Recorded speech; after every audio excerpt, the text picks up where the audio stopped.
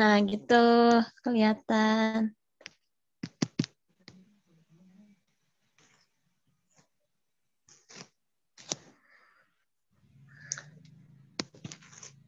Baik, kita mulai saja ya.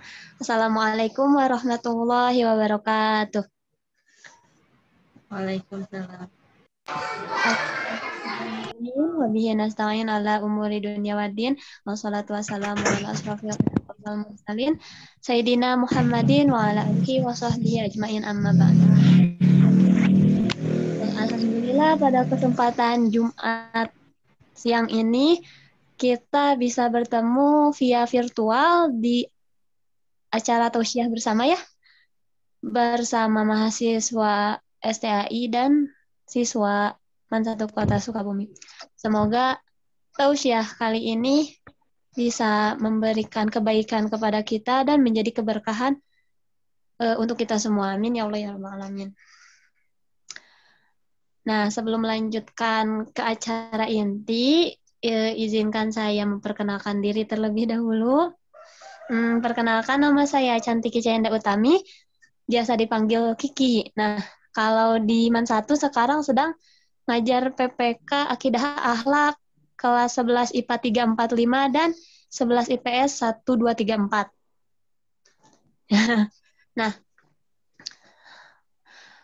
mari kita buka acara ini dengan membaca Bismillah bersama-sama. Bismillahirrahmanirrahim. Oke, nah hari ini kita akan mengadakan acara tausiah. Sebelumnya akan ada pembacaan wahyu ilahi yang akan dibacakan oleh Ziad ya, yang akan dibacakan oleh Ziad kepada saudara Ziad. Boleh diaktifkan audionya.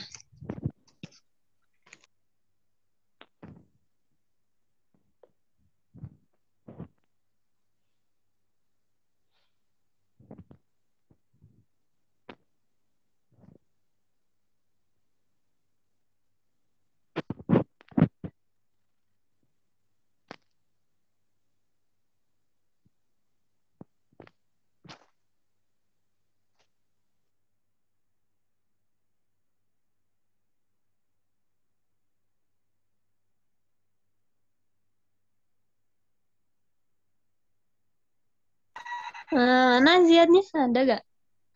Ada lagi nge-like?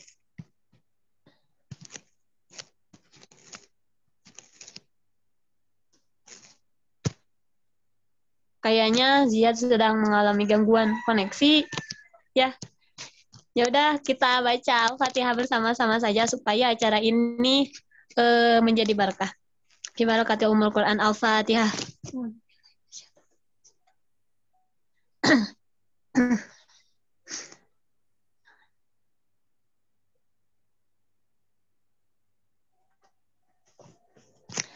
Amin.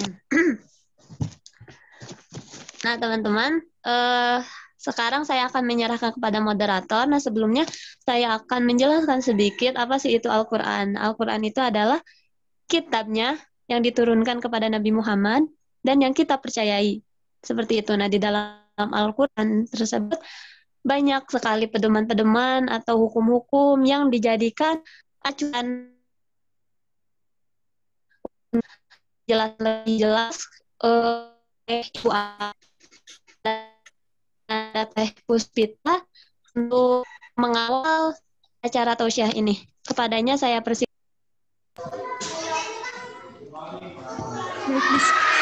Ada suaranya nggak? Ada. Baik, bismillahirrahmanirrahim. Assalamualaikum warahmatullahi wabarakatuh. Waalaikumsalam warahmatullahi wabarakatuh. Puji syukur mari kita panjatkan kepada Allah Subhanahu wa taala yang telah memberikan kita kesehatan. Tak lupa juga kepada junjungan kita Nabi besar Muhammad SAW. Baik, di sini saya sebagai moderator izinkan saya untuk memperkenalkan diri. Nama saya Puspita Nurtafiani. Dan selanjutnya izinkan saya untuk membacakan biodata pemateri.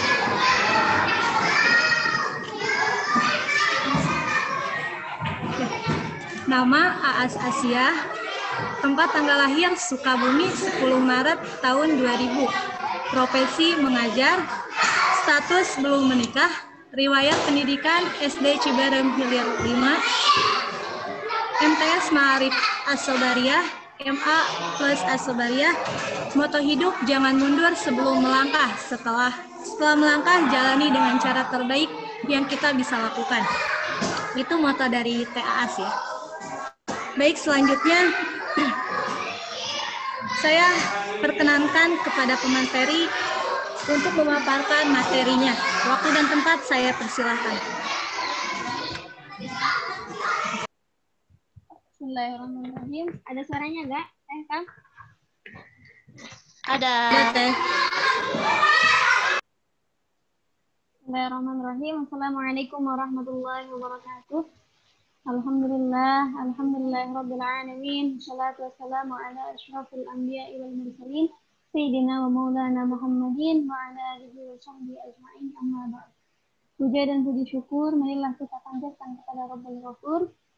Salawat beserta salam marilah kita panjatkan kepada baginda alam yakni Nabi Muhammad SAW. Yang saya hormati Ketua Pelaksana beserta staf jajarannya dan saya cintai dan banggakan teman-teman seperjuangan. Pada kesempatan kali ini, alhamdulillah, insya Allah kita agar tahu apa itu dari isi dari Al-Quran atau agar kita lebih semangat lagi untuk membaca Al-Quran. Apa sih Al-Quran? Al-Quran yaitu wahyu, kumpulan wahyu dan firman Allah yang diturunkan kepada Nabi Muhammad melalui malaikat Jibril. Di dalam Al-Quran banyak sekali isi-isi atau banyak sekali kandungan-kandungannya, dan di sini bahwasanya apa sih bukti bahwa Al-Quran itu merupakan wahyu Allah? Nah, Al-Quran itu merupakan wahyu Allah. Yang pertama, Al-Quran diturunkan dengan bahasa yang sangat tinggi dan indah.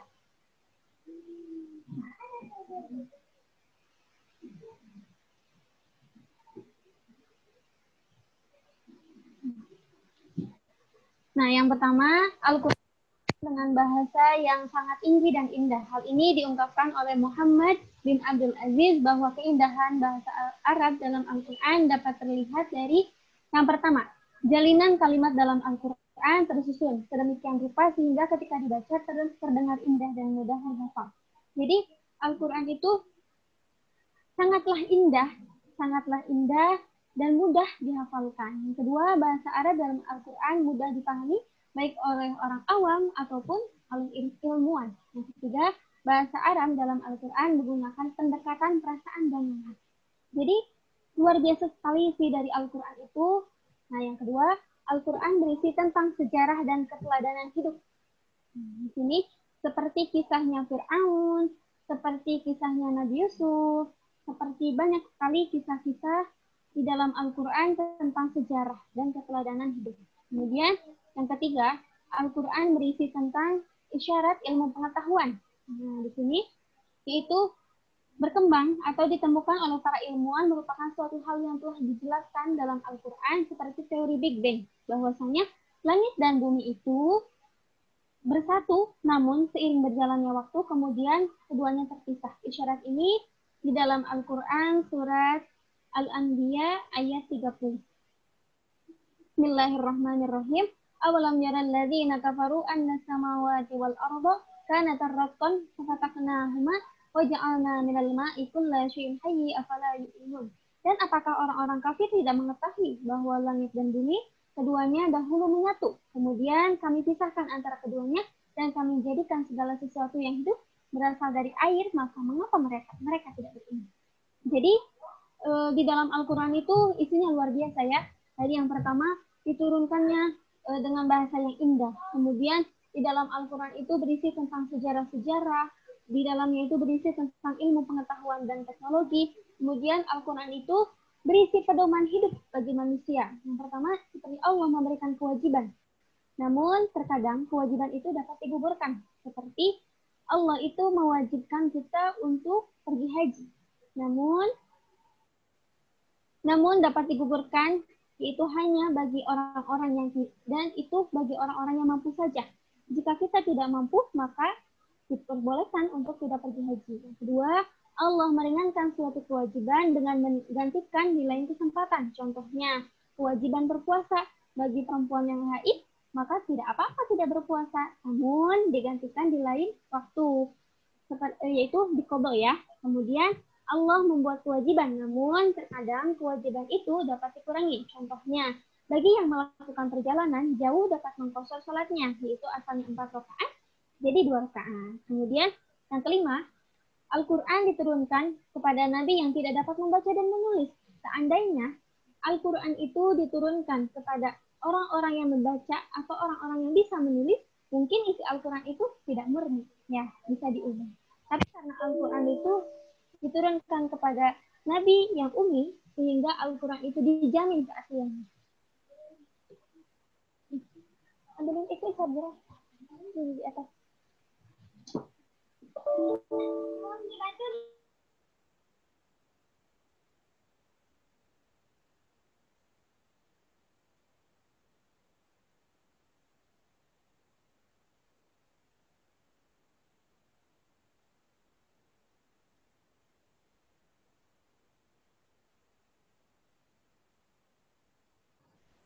Ya, ada? Mana nih?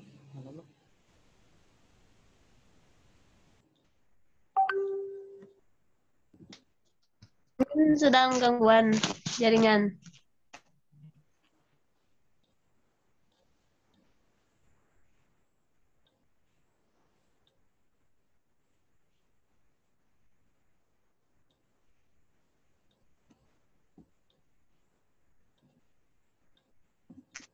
Nah, jadi teman-teman, yang barusan Bu Aas jelaskan tentang Al-Quran gitu. Nah, mengenai banyak sekali kisah yang ada di dalam Al-Quran gitu. Lalu hukum-hukum yang Allah wajibkan dan hukum-hukum yang sertakan gitu ada di dalam Al-Quran. Serta dalam segi bahasanya pun Al-Quran itu mudah dipahami gitu dan sangat indah. Nah, seperti itu berusaha menjelaskan seperti itu. Mana ya Mas ya? Teman kalau misalnya hal yang penting boleh lihat buku. Terus nanti pas ada tanya jawab, orang pertama yang akan mendapatkan hadiah. Hadiahnya berupa pulsa yang bisa digunakan nanti untuk pembelajaran.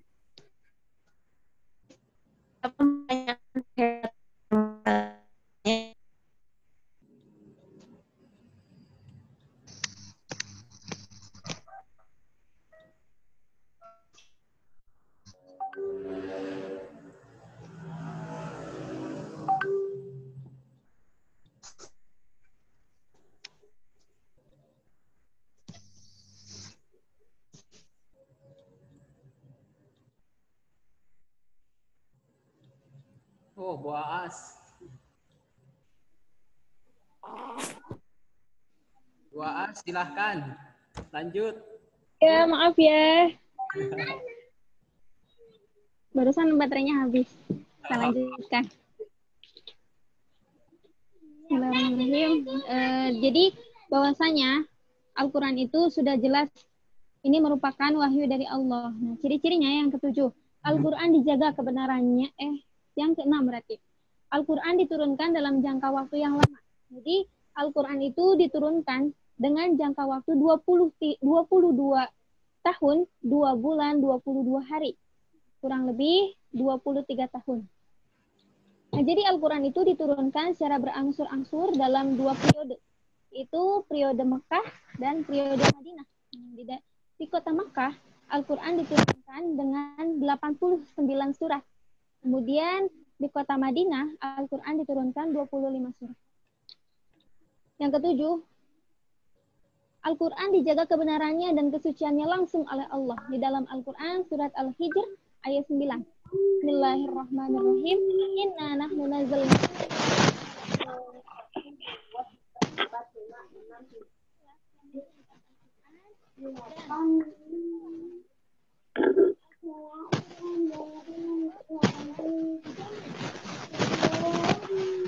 Murniannya oleh Allah SWT. selanjutnya, kan pertama kali Al-Quran diturunkan itu di Gua Hiro. Ketika Nabi Muhammad SAW menerima pertama kali Al-Quran itu ketika beliau sedang berada di Gua Hiro. Pada saat itu ada suara tanpa wujud. Iqra. Nabi Muhammad bingung karena ini suara tanpa wujud, suara dari mana gitu. Kemudian yang kedua kalinya Iqra, saya tidak bisa membaca. Yang ketiga Iqra. Nah, kemudian Nabi Muhammad kaget. Ini Nabi Muhammad itu bingung. Kemudian Nabi Muhammad itu pulang dan berkata kepada istrinya, Zamaluni, Zamaluni. Zamaluni, selimuti aku, selimuti aku. Kata istrinya, ada apa wahai Muhammad? Ada apa suamiku? Nabi Muhammad itu bingung. Nah, setelah itu, ketika Nabi Muhammad menceritakan kepada Siti Khadijah bahwasanya tadi itu saya mendengar suara tanpa wujud. Nah, kemudian Nabi Muhammad itu diajak oleh Siti Khadijah bertemu dengan pamannya. Tadi, kemarin Nabi Muhammad itu mendengar suara tanpa wujud diceritakan. Kemudian kata pamannya, dulu ketika Nabi Musa, ketika Nabi Isa, ketika Nabi Daud menerima wahyu, kemudian sama seperti itu. Nah, jadi dari situ menyimpulkan bahwasanya Al-Quran itu pertama kali diturunkan ketika Nabi Muhammad berada di Gua Hiro. Nah, selanjutnya, isi kandungan dari Al-Quran yang pertama tentang akidah, tentang keesaan Allah. Seperti dalam Al-Quran, surat Al-Ikhlas. Qul huwallahu ahad. Katakanlah bahwa Allah itu yang Maha Esa. Jadi, Allah itu satu, Esa. Di dalam Al-Quran, itu isi kandungannya tentang akidah. Yang kedua, tentang ibadah. Segala bentuk ketaatan yang dijalankan atau dikerjakan untuk mendapatkan ridho Allah. Seperti perintah untuk melaksanakan puasa, perintah untuk melaksanakan sholat, perintah untuk berzakat. Itu termasuk ibadah. Nah, yang ketiga, tentang akhlak. Akhlak adalah perilaku yang dimiliki oleh manusia, baik akhlak yang terpuji, atau akhlak mahmudah, atau akhlak yang tercela, atau akhlak madmumah. Allah mengutus Nabi Muhammad SAW tidak lain adalah untuk memperbaiki akhlak manusia. Setiap manusia harus mengikuti apa yang diperintahkannya dan menjauhi larangannya. Nah, yang keempat, tentang hukum-hukum syariat. Hukum-hukum yang ada dalam Al-Quran adalah berisi suruhan atau perintah kepada orang yang beriman untuk mengadili dan memberikan hukum pada sesama manusia yang terbukti bersalah. Nah, yang kelima, tabsyir wa tanzi. Tabsyir adalah berupa kabar gembira bagi orang-orang yang beriman kepada Allah, yaitu jaminannya syurga. Nah, yang kedua, tanzi adalah sesuatu peringatan kepada manusia akan ancaman Allah, yaitu berupa neraka. Yang keenam, isi kandungannya tentang sejarah dan kisah, seperti ya tadi tentang Fir'aun, tentang kisah Nabi Yunus, kisah Nabi Yusuf, banyak sekali kisah-kisah di dalamnya dan sejarah-sejarah. Dan yang ketujuh, dorongan untuk berpikir. Di dalam Al-Quran banyak ayat yang mengulas suatu bahasan yang memerlukan pemikiran manusia untuk mendapatkan manfaat dan juga membuktikan kebenarannya, terutama mengenai alam semesta. Nah, di sini baru 7 yang membahas tentang keutamaan-keutamaan dalam Al-Quran. Masih banyak lagi masih banyak lagi isi kandungan di dalam Al-Quran. Nah, sekarang keutamaan Al-Quran. Nah, yang pertama, keasliannya dijamin oleh Allah dan tidak akan berubah sampai hari kiamat. Jadi, Al-Quran itu dijamin keasliannya Allah yang menurunkan dan Allah punya menjaganya sampai di hari kiamat. Yang kedua, Al-Quran merupakan mukjizat terbesar Nabi Muhammad dan merupakan satu-satunya mukjizat masih ada sampai saat ini. Mukjizat yang diturunkan kepada para nabi yang masih sampai saat ini kita saksikan yaitu mukjizat Al-Quran. Diturunkannya Al-Quran, mukjizat nabi-nabi yang lain sampai saat ini kita tidak dapat menyaksikannya kecuali orang-orang yang ada pada masa itu. Tapi Al-Quran masih sampai saat ini masih bisa kita baca, masih bisa kita saksikan. Nah, yang ketiga, gaya bahasanya sangat indah, tidak tertandingi oleh sastra manapun. Al-Quran itu tidak ada tandingannya, maupun prosa, puisi, apapun kata-kata yang indah tidak akan bisa menandingi isi dari Al-Quran. Saking sangat indahnya isi dari Al-Quran itu. Saking indahnya bahasa dalam Al-Quran itu. Kemudian, 4. Membaca Al-Quran merupakan ibadah meskipun tidak mengerti artinya. Kita banyak-banyak membaca Al-Quran, walaupun kita nggak tahu itu apa isinya, itu apa maknanya. Tapi karena kita yakin bahwasanya ketika kita membaca Al-Quran itu merupakan petunjuk, itu merupakan obat. Dan masih banyak yang lain manfaat atau keutamaan-keutamaan dari Al-Quran.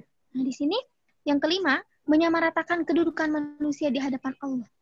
Jadi, mau orang kaya, mau orang miskin, mau orang bertahta atau bukan, tapi dengan membaca Al-Quran, sama semua orang itu. Semua orang itu sama di mata Allah.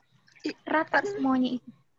Nah, kemudian yang keenam, petunjuk-petunjuk dan hukum yang terdapat di dalamnya sesuai dengan kebutuhan segala bangsa dalam segala masa dan tempat.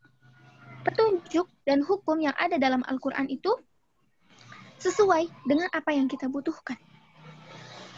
Yang ketujuh, Al-Quran sebagai penawar hati, petunjuk, dan rahmat bagi manusia.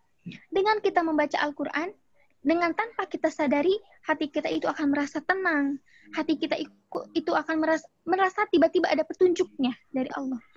Walaupun tanpa kita sadari hal itu. Nah, yang kedelapan, orang yang rajin membaca Al-Quran. Suaranya nggak muncul. Kenapa? Suaranya nggak muncul. Nggak muncul? Jaringan, Teteh, jaringan. Di sini mah ada. Suara aku ya, Ante? Ya, ada, Bu, ada. Ada, Bu, ada. Oh, ada. Ada. Oke. Oh, iya, dah. Ya, ada. Yang keutamaan dari Al-Quran yaitu orang yang rajin membaca Al-Quran dan mau mengamalkannya, maka Allah akan mengharamkan jasadnya masuk neraka. Ya, mudah-mudahan dengan kita selalu membaca Al-Quran, jasad kita itu diharamkan masuk ke neraka. Dan mudah-mudahan, ya pokoknya pada intinya kita harus selalu semangat membaca Al-Quran, menyempatkan walaupun setiap setelah sholat membaca 1 lembar, 1 kaca, minimal 1 ayat lah. Tapi ya lebih bagus, lebih banyak. Lebih baik sih 1 lembar tapi terus-terusan daripada 1 kali tapi jarang sama sekali. Nah, lebih baik kita 1 lembar tapi itu terus berjalan daripada ngaji 2 juz misalkan cuma 1 kali dalam 1 bulan, ya itu nggak baik. Lebih baik 1 hari misalkan dalam 5 waktu kita ngaji Quran, satu waktu sholat 2 lembar terus daripada kita ngaji 2 juz 3 juz tapi cuma 1 hari. Tuh. Ya itu. Ya mungkin itu yang dapat saya sampaikan. Mohon maaf apabila banyak sekali kesalahan dan mohon maaf kalau kecepatan. Tuh. Nah, saya kembalikan kepada moderator. Terima kasih.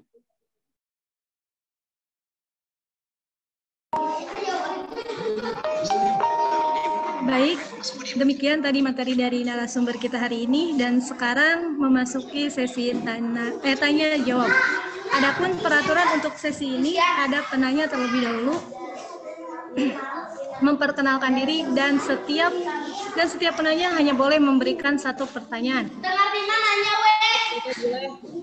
Ya, mangga yang mau bertanya.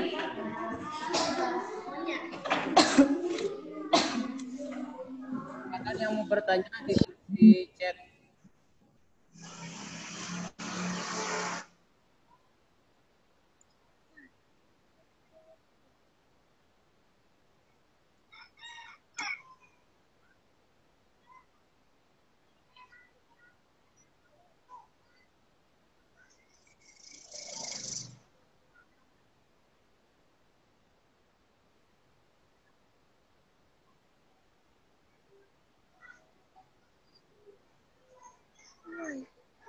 Silakan yang mau bertanya langsung boleh di chat boleh.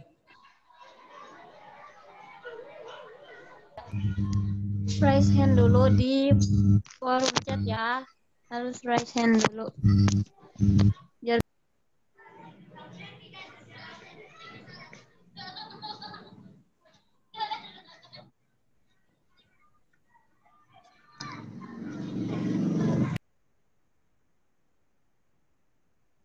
Acak-acakan.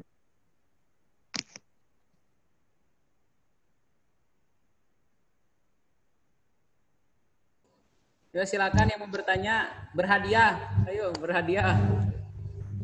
Pertanyaannya boleh berupa misalkan mau konsultasi mengenai ibu gimana ya, aku pengen rajin nih baca Al-Quran, atau misalkan mau ada yang nggak dipahami tentang yang tadi ibu jelaskan, boleh gitu. Ini terbuka aja ya, nggak usah malu-malu. Salah gak akan digimana-gimanain kok.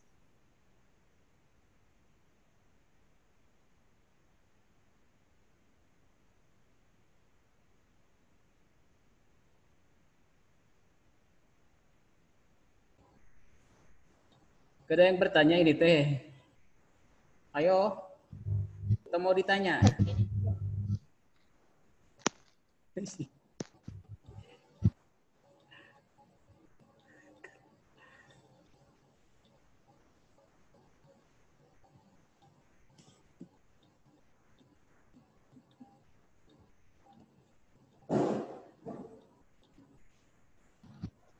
Coba yang nanya ada ketua mau bertanya ke ketua, Kang Alwi.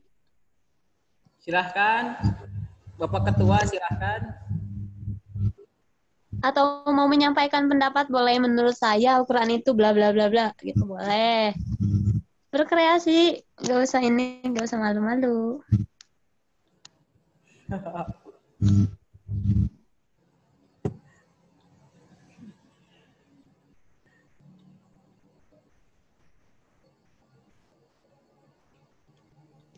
Atau mau ditanya aja deh satu kali sama pemateri.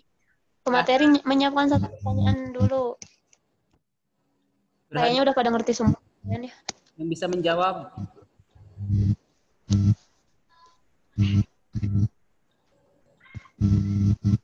Ada yang. Ini Alwi raise hand, Alwi. Silahkan. Tesawa, silahkan. Buka audionya. Jangan malu-malu.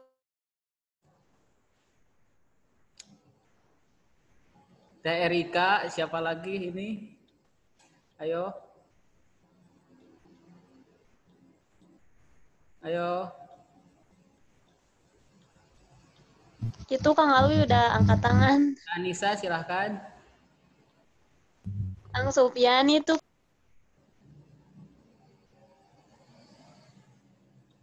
Kang Alwi Ya, silahkan. Pertanyaannya diketik atau mana, boleh ketik, boleh diucapkan secara langsung biar lebih jelas. Boleh, Bas.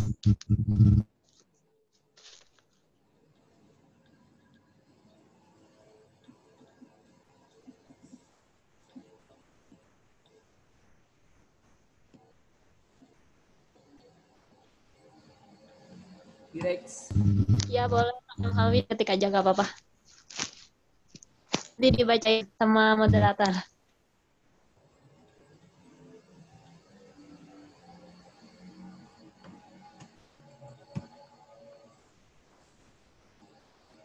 Nekatin nanti garolisna.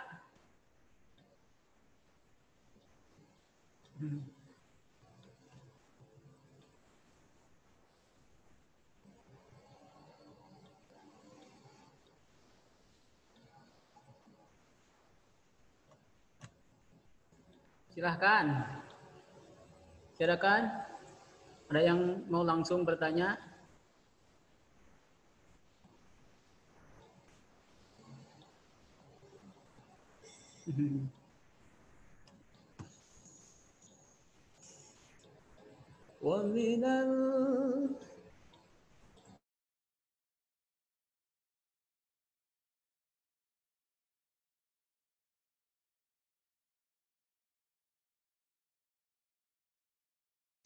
Sambil nunggu Kang Alwi mengajukan pertanyaan, yang lainnya juga siapkan pertanyaannya. Berarti Kang Alwi satu, berarti ada satu lagi buat yang mendapatkan hadiah. Ayo.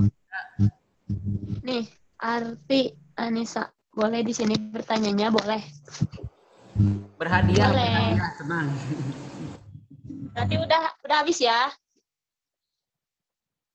Tevita silahkan dikembalikan kembali. Ya, di sini ada pertanyaan dari Kang Alwi ya. Pertanyaannya yaitu gimana hukumnya apabila apabila seseorang membaca Al-Quran dengan tidak benar makhrajul hurufnya. Dan ketika dibenarkan, dia malah tidak mau, bagaimana hukumnya? Iya, Teh As, mangga. Langsung dijawab sekarang? Apa nunggu dulu?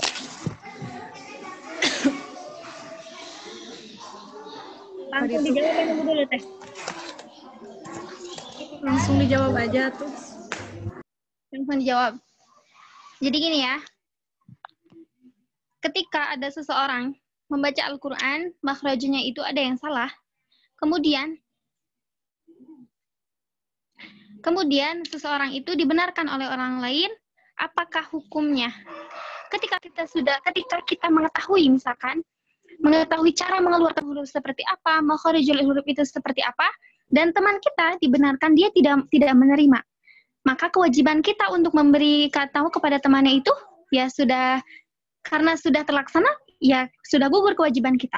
Tetapi masalah dia menerima atau tidaknya kembali kepada dia sendiri. Jadi kalau karena kita sudah memberitahu mereka, kewajiban kita sudah gugur. Gitu. Kalau misalkan masalah dosa dan tidaknya, wallahu a'lam ya, karena kembali kepada yang membacanya, karena saya sudah memberitahu dia, tapi dia tidak menerima. Itu mungkin Kang Teh. Mangga, ada yang membetulkan? Mungkin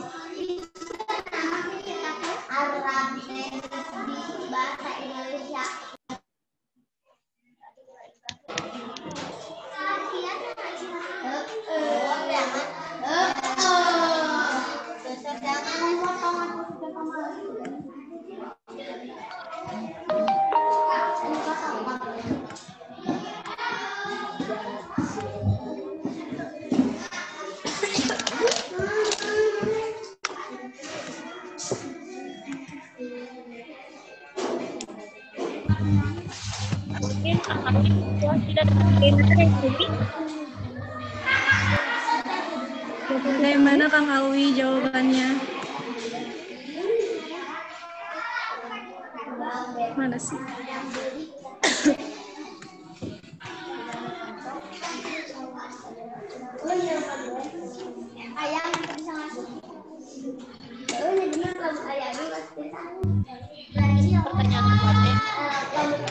Udah, kita lanjut ke pertanyaan kedua dari Teh Anissa ya.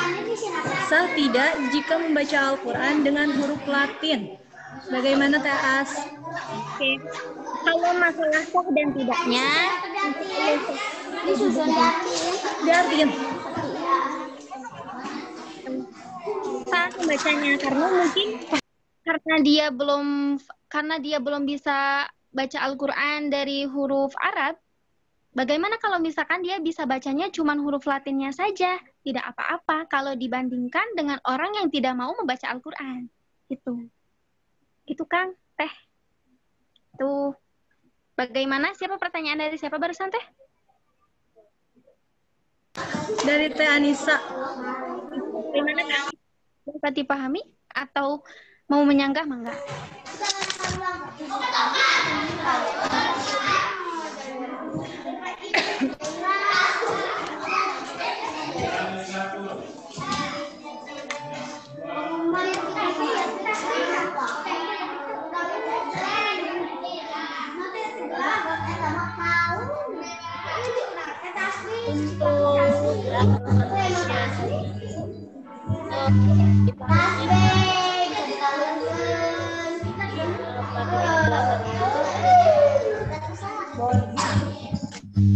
Sebelah mana yang nggak ngertinya coba?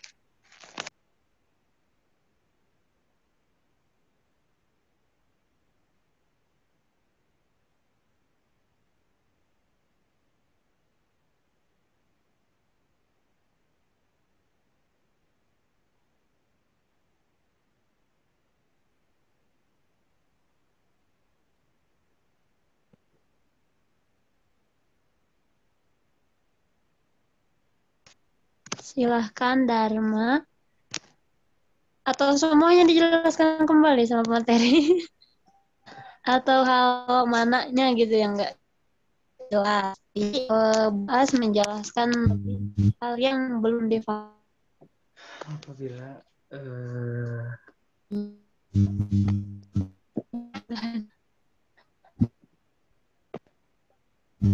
Angga Dian Sahtawisna. Maka ingin bertanya seperti apa?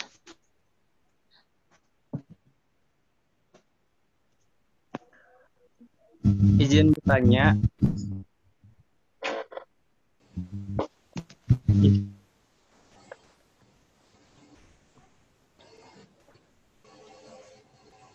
interupsi teh, izin bertanya. Silahkan Kang, silahkan.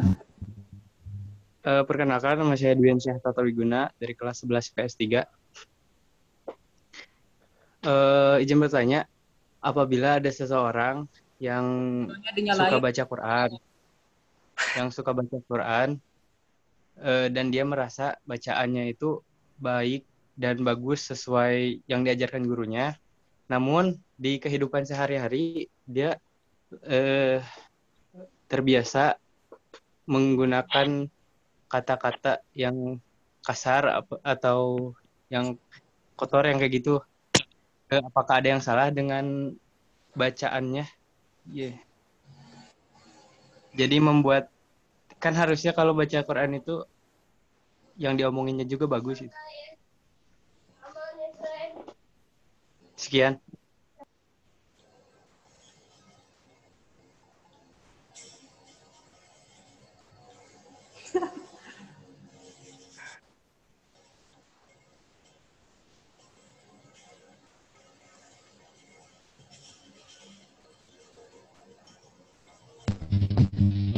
Dan kepada moderator atau langsung kepada materi atau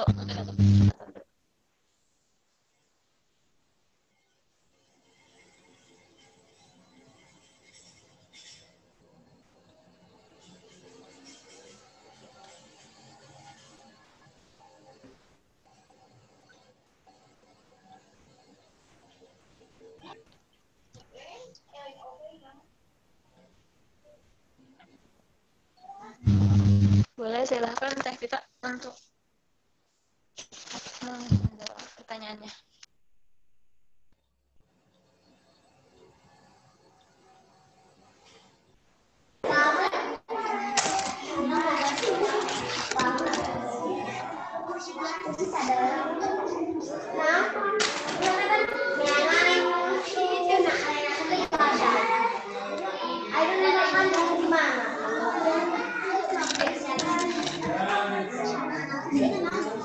Udah ini?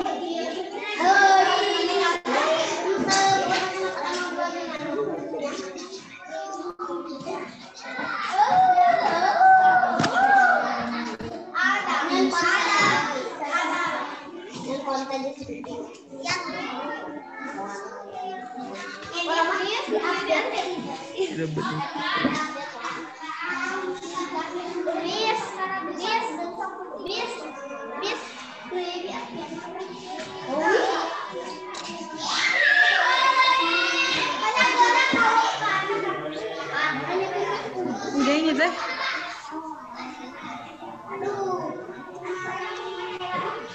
Udah.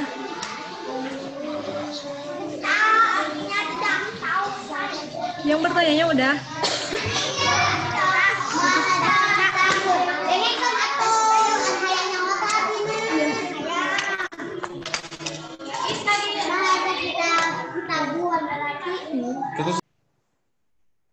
Silakan Teh Aas. Jawab. Langsung aja dijawab. Apa gimana? Silakan Teh Aas jawab. Langsung. Oke. Bismillah ya, izin menjawab baru santai dari pertanyaan siapa Teh? Dari Dian Syah. dari siapa? Dian Syah.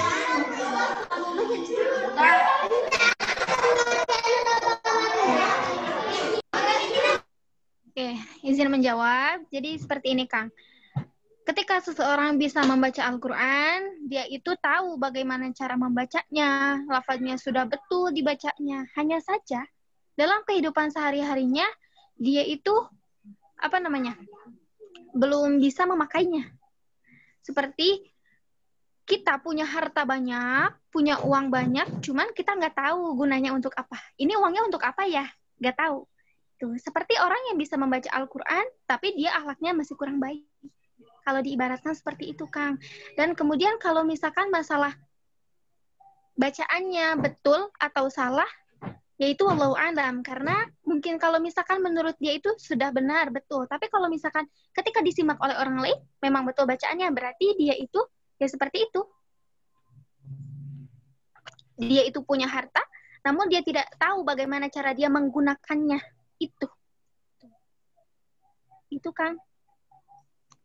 Ada apa namanya? Ada masih bingung atau masih kurang difahami? Mangga, boleh ditanyakan lagi. Itu teh. Ya Teh, terima kasih.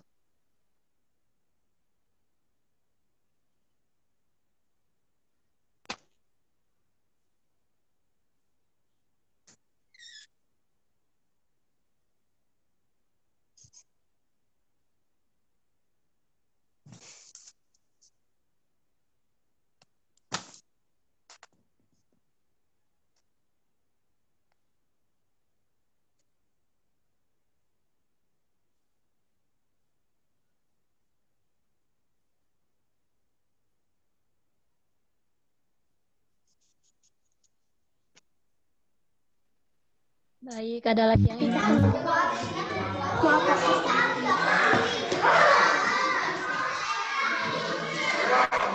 Mangga untuk Teh Linda.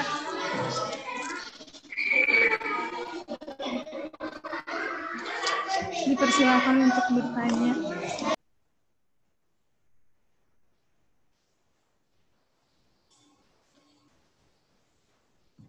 Silahkan, Teh Linda, silahkan. Ayo tuh.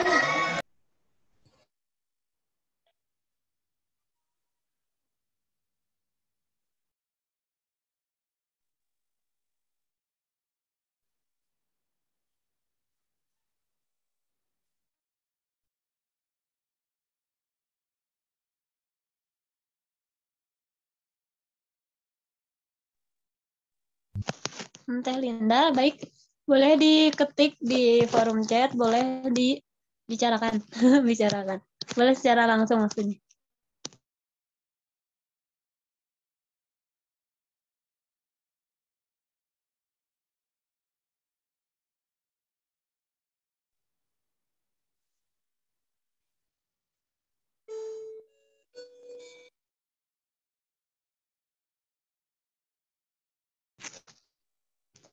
Teh Linda.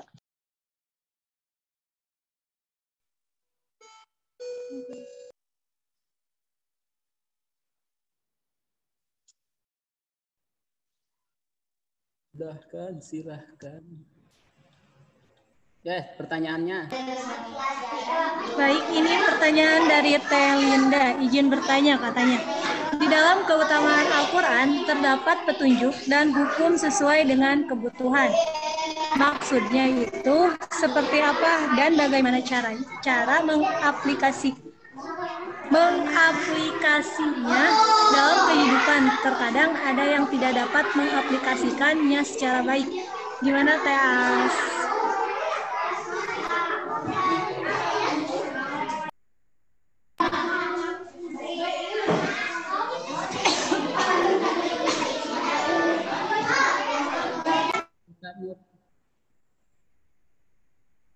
Oke, sebentar ya. Pertanyaannya, petunjuk dan hukum yang terdapat dalamnya sesuai dengan kebutuhan segala bangsa. Itu kan? Itu kan ya? Oke, bentar.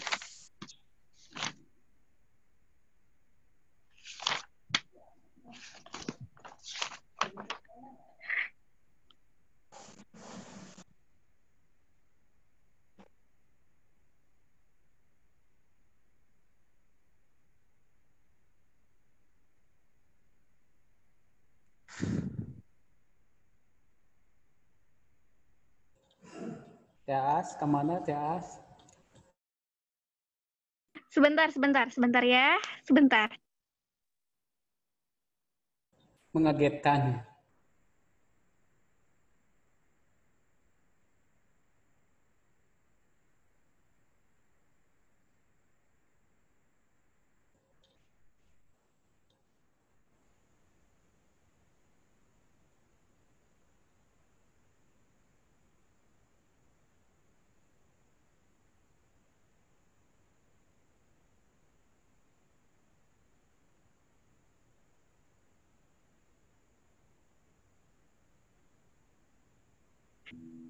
Baik, bismillahirrahmanirrahim. Izin menjawab. Petunjuk, jadi kan di sini tentang keutamaan Al-Quran. Keutamaannya itu, Al-Quran itu petunjuk dan hukum yang terdapat di dalamnya sesuai dengan kebutuhan. Jadi apapun yang di dalam Al-Quran itu banyak sekali hukum-hukumnya. Hukum-hukumnya itu kan wajib, sunnah, kayak gitu kan. Namun, untuk mengaplikasikannya dalam kehidupan sehari-hari itu, seperti hukumnya bangkai, memakan bangkai itu hukumnya haram. Namun, masih banyak sih contoh yang lain ya. Memakai bangkai, yang kayak itu kan hukumnya haram. Nah, di sini jadi pokoknya apapun di dalam Al-Quran itu kan masih, kalau dalam artiannya, dalam Al-Quran itu masih universal atau masih umum. Tapi biasanya dilengkapi dalam hadis-hadis lain. Dan kalau misalkan dia tidak dapat mengaplikasikannya dalam kehidupannya sehari-hari, yaitu kembali kepada dirinya masing-masing. Karena di sini keutamaannya. Jadi maksud keutamaannya itu dengan kita membaca Al-Quran itu, dari banyaknya keutamaan, mungkin bukan dari keutamaan itu, ada keutamaan yang lain.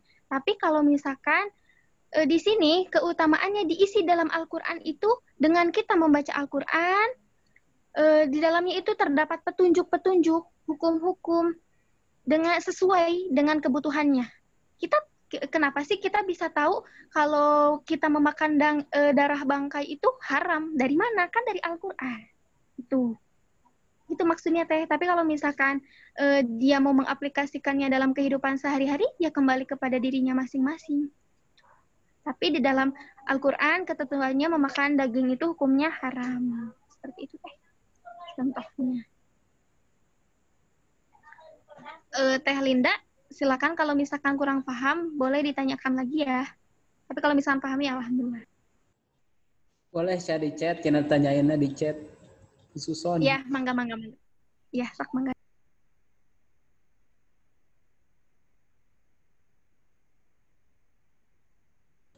Ada yang mau bertanya lagi?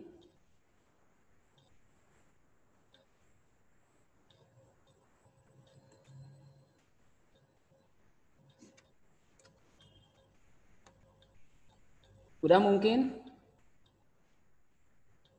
Beda lagi?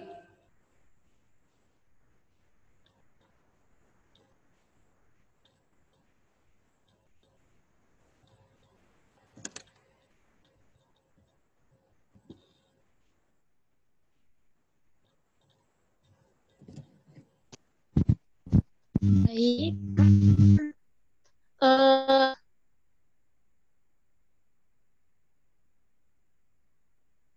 Biasa untuk menutup materi hari ini, saya silahkan.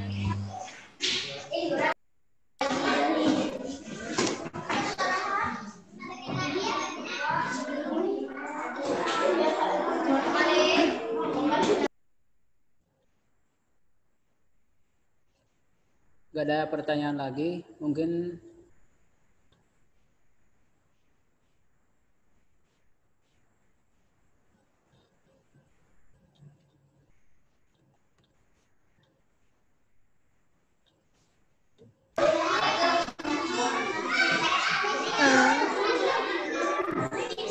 Alhamdulillahirrahmanirrahim ya, sesi tanya jawab sudah selesai. Untuk terakhir, kepada semua peserta harap mengaktifkan videonya ya, buat dokumentasi untuk semua peserta. Tolong aktifkan kameranya.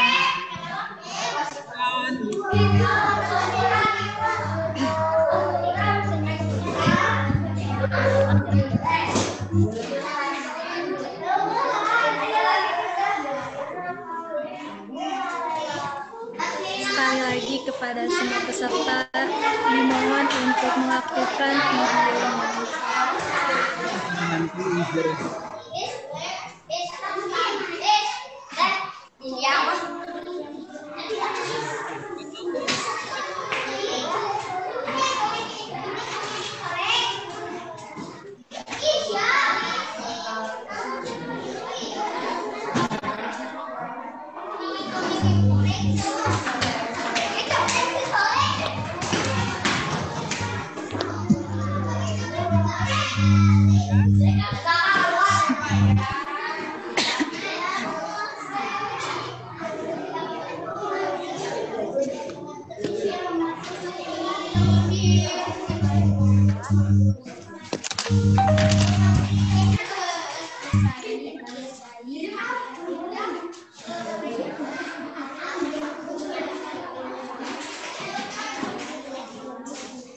Udah belum dokumentasinya?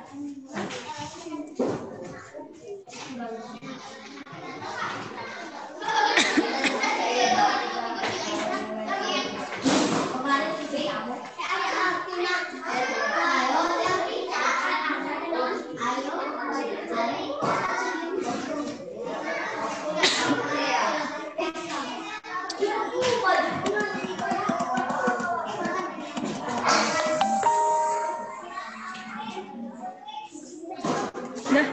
Belum. Ya itu nomor 3 jam. Baik, sekian acara kita hari ini. Terima kasih saya ucapkan kepada narasumber dan seluruh peserta atas partisipasinya, sehingga acara ini bisa berjalan dengan lancar.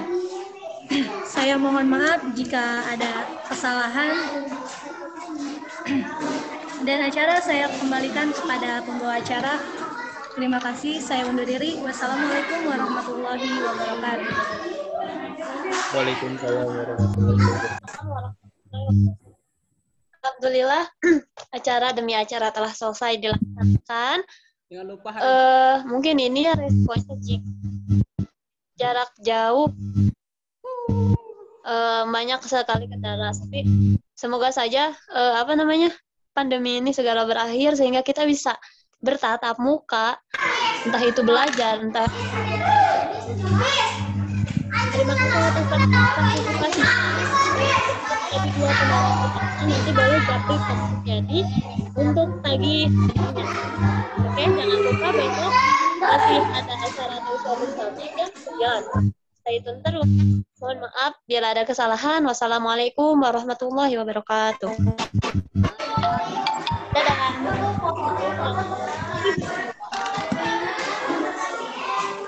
Waalaikumsalam warahmatullahi wabarakatuh.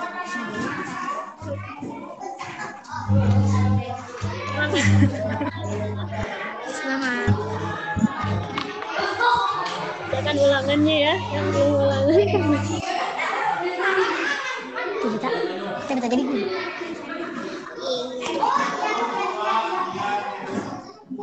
Bisa kan? Yang satu lagi karena masih ada yang nanya nanti boleh. Enggak sekali dia nanyanya sekali.